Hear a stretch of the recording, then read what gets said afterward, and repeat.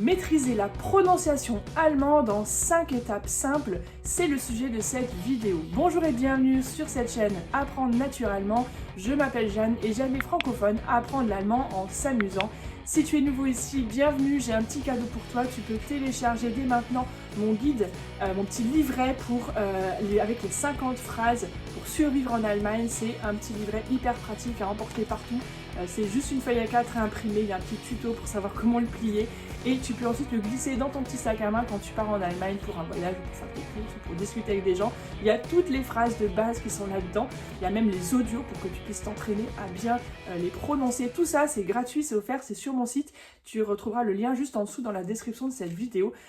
Et puis, tu retrouveras plein d'autres conseils aussi suite à ça par rapport à l'apprentissage de l'allemand.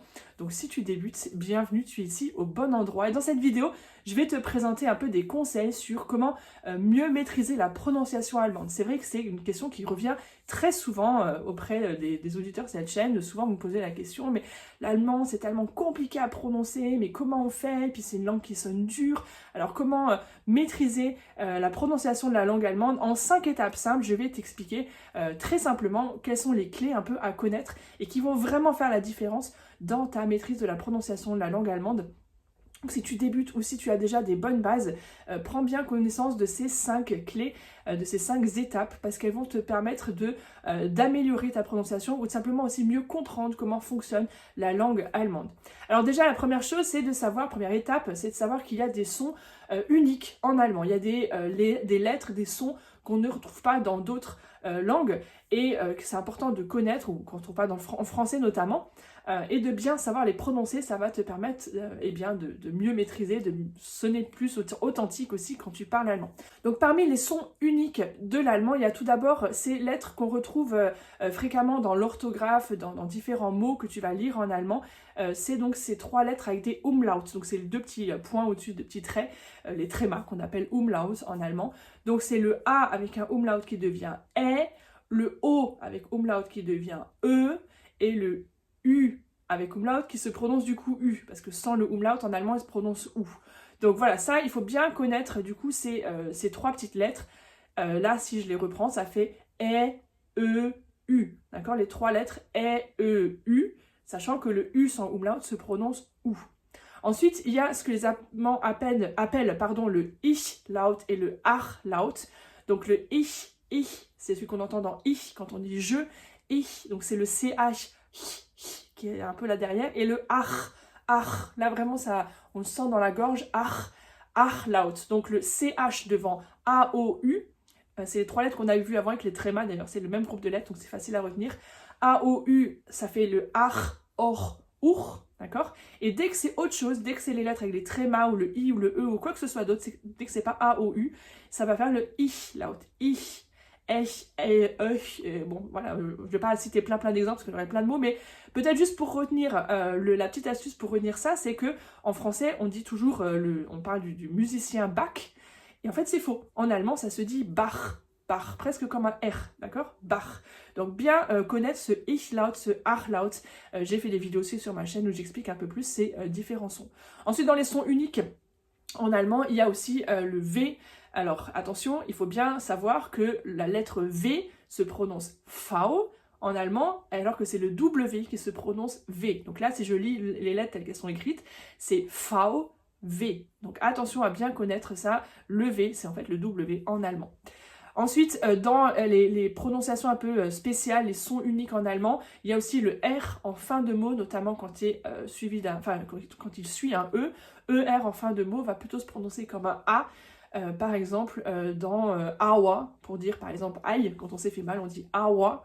On entend A à la fin, alors qu'en fait c'est ER. Là aussi, j'ai fait une vidéo complète sur ma chaîne où j'explique bien la différence de cette prononciation de ce son R en allemand. Et puis enfin, alors c'est pas vraiment un son parce qu'au final ça change pas, mais c'est cette lettre que tu as peut-être vu déjà dans des mots qui ressemblent à un genre de B majuscule. Ça n'a rien à voir avec le B, c'est en fait un S7 et ça se lit comme 2 S. Donc le S7, ce genre de B majuscule, en fait, c'est 2 S. Donc ça se prononce tout simplement comme 2 S. Il n'y a pas de prononciation particulière. Mais voilà, en tout cas, c'est intéressant de connaître ces sons particuliers. Donc ça, c'est la première astuce, première étape, c'est de bien connaître ces sons uniques en allemand. La deuxième étape pour maîtriser la prononciation allemande, c'est d'accentuer les premières syllabes. En fait, il faut savoir qu'en allemand, on va accentuer les premières syllabes. C'est ça d'ailleurs qui donne un peu de lourdeur dans nos oreilles françaises, parce qu'on va accentuer les premières syllabes en allemand.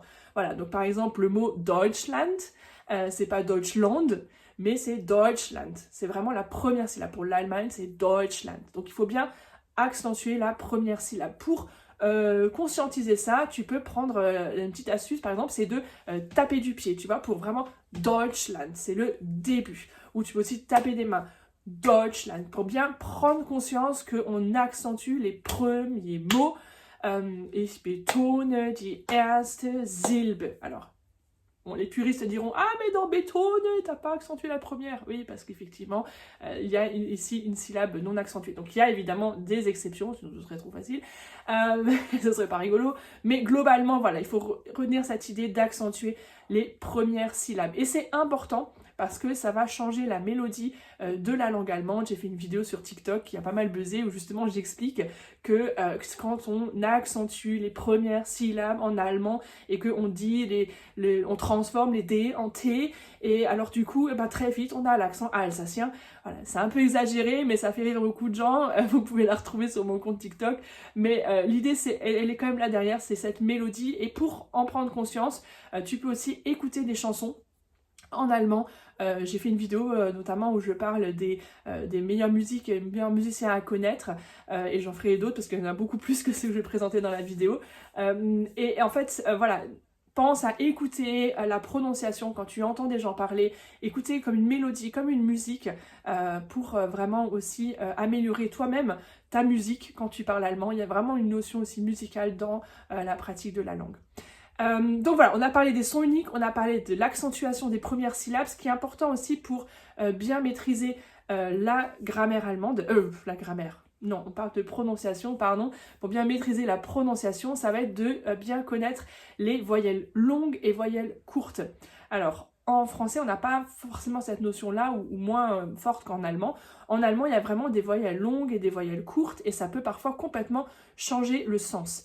Alors, là où ça ne change pas le sens, mais un exemple, par exemple, Vater, le père, Vater, il y a bien un A qui est long, Vater, et der Mann, l'homme, par contre, là, le A est court. Man, hein, parce qu'on a deux N en fait derrière. Dès qu'il y a une double consonne, la voyelle avant est courte. Donc man, c'est un A court, et Vater, c'est un A long, puisqu'il y a une seule consonne et un seul T derrière. Donc c'est bien important, parce que si tu vas dire Vater, c'est pas la même chose. Enfin, déjà, ça va pas, les gens vont pas forcément comprendre. Et si tu dis man, on va pas comprendre non plus. Donc c'est vraiment bien important de bien différencier les voyelles longues et les voyelles courtes pour pouvoir être mieux comprises quand tu parles. Des fois, ça peut complètement changer le sens. On a par exemple ici l'exemple de Ofen et Offen, que j'aime bien citer. Ofen, avec donc un O long puisqu'il n'y a qu'un seul F, c'est le four. Hein, der Ofen, là où on va cuire le four. Et par contre, Offen, avec un O court, Offen, et deux F derrière, et bien là, c'est quand c'est ouvert. Die Tür ist offen. Offen, c'est ouvert, et Ofen, c'est le four. D'accord ? Der Ofen ist offen. Voilà, tu peux retenir ça, mais c'est vrai que tu vois que là, en fonction si je dis un O long ou un O court, offen, ofen, ça va vraiment changer le sens. Donc c'est important de bien différencier les voyelles longues et les voyelles courtes. Un autre exemple ici, c'est avec Weg, der Weg, donc là c'est le chemin, et weg, qui est écrit en premier, weg, l'adjectif, c'est parti. Ich bin weg, je ne suis plus là, je suis parti. Weg et Weg. Donc là, on a vraiment encore une fois cet exemple de deux mots qui ont un sens complètement différent selon si la voyelle est courte ou longue. Donc attention aussi à bien écouter là aussi quand tu te plonges dans la langue allemande, quand tu écoutes des gens parler, quand tu écoutes des séries, des films, quand tu écoutes des musiques, à bien essayer d'entendre si les voyelles sont plutôt longues ou plutôt courtes et à essayer de bien le reproduire aussi toi-même quand tu parles. Enfin, j'arrive à ma quatrième étape pour bien maîtriser la prononciation allemande, c'est de connaître les diphtongues. Donc en allemand, on a des diphtongues, c'est des lettres, enfin des voyelles qui sont doubles et où il y a un double son. Donc elles sont là, je vais te les présenter, c'est le AU, AU en fait se prononce AU, et donc pas O, d'accord? Donc c'est bien au, comme par exemple dans ouch, quand on se fait mal, ouch, ou aua aussi que je nommais tout à l'heure. Ensuite, on a les diphtongues oi. Oi ici, EU et EU, donc le EU et le A umlaut U, qui se prononcent donc oi. Les deux, c'est oi, comme par exemple Eule, alors je peux l'écrire ici en plus, hop, voilà, c'est en direct. Eule, Eule ici, c'est la chouette. C'est un des premiers mots que j'avais appris dans ma méthode d'allemand, je me rappelle.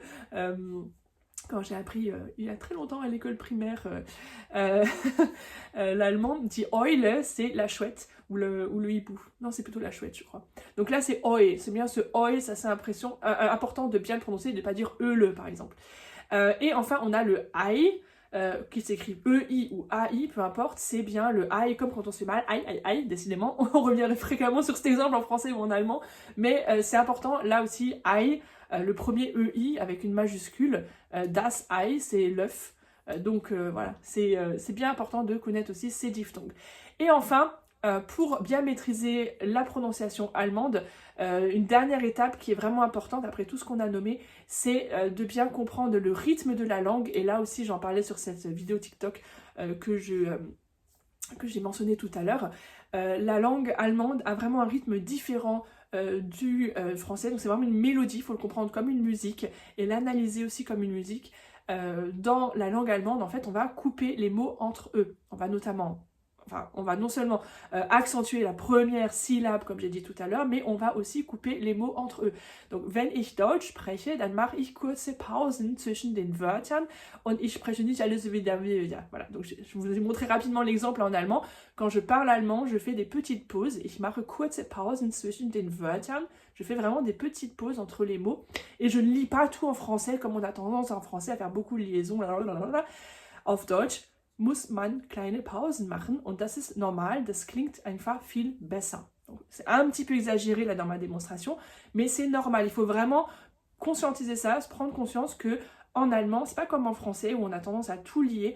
En allemand, c'est normal de faire des courtes pauses et c'est même, les gens arriveront mieux à te comprendre si tu fais ces petites pauses. Donc il faut bien prendre conscience et accepter ce rythme de la langue qui est différent du français, mais c'est ça qui va te permettre d'avoir une prononciation plus authentique et de mieux te faire comprendre aussi par les Allemands. Voilà pour ces 5 étapes pour mieux maîtriser la prononciation allemande. J'espère que cela t'a aidé, t'a permis d'y voir plus clair. N'hésite pas à me dire dans les commentaires ce que tu as pensé et tu peux aussi t'abonner à ma chaîne ou en parler autour de toi si tu connais d'autres personnes que cela pourrait intéresser.